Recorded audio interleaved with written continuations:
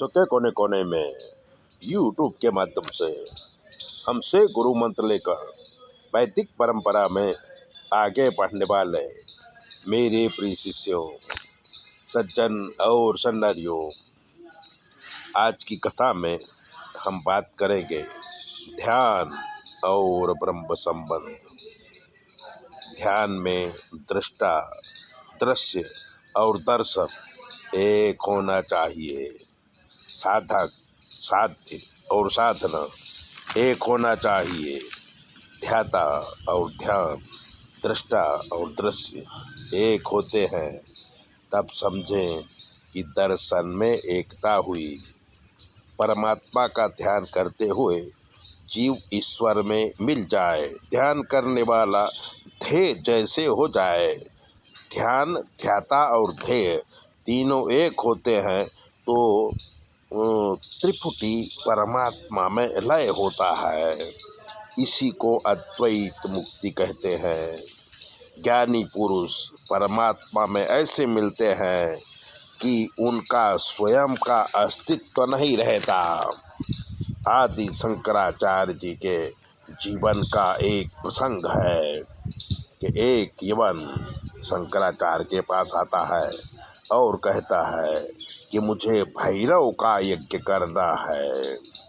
यज्ञ में सार्वभौम राजा के मस्तक की आहुति देनी है और देनी पड़ती है, तो कोई राजा का मस्तक नहीं मिल रहा।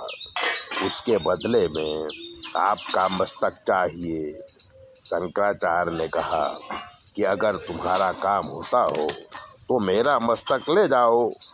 जब मैं ध्यान में बैठा हूँ और मेरे शिष्य मेरे पास ना हो, तब तुम मेरा सिर काट के ले जाना। और बताया कि किस समय मेरे शिष्य मेरे पास नहीं होते हैं। यवन ने तैयारी किया और नियत समय में तलवार लेके हाजिर हुआ। उस समय शंकराचार्य के शिष्य, जो नरसिंह भगवान के उपासक थे और उस समय उपासना कर रहे थे, उन्हें कौतुक दिखा, खराब अपशकुन हुआ। वो दौड़ते हुए आए तो देखा कि एक यवन शंकराचार्य का मस्तक काटने को तैयार है। तो पद्मनाभ जी ने सिंह का रूप धारण कर उसे वहीं पर फाड़ डाला। कहने का मतलब, हम जिस देव की उपासना करते हैं वैसा ही रूप हमें मिल जाता है। इसमें ध्यानी और ध्याता एक हो जाते हैं। शास्त्रों में ध्यान का यही महत्व है कि हम जिस चीज़ का ध्यान धरते हैं हम वही बन जाते हैं। तो ऐसे ही बातों को सुनने के लिए और जानने के लिए चैनल को सब्सक्राइबर कर लीजिए, लाइक कर दीजिए। और अगर आपके जीवन में कोई कष्ट है तो 9825200108 पर फ़ोन करके आप अपनी कोई भी समस्या का हल पा सकते हैं। और हमें सुनाई नहीं देता, बेटी जवाब देगी और हम आपकी पूरी ज्योतिष देख देंगे, निवारण भी कर देंगे।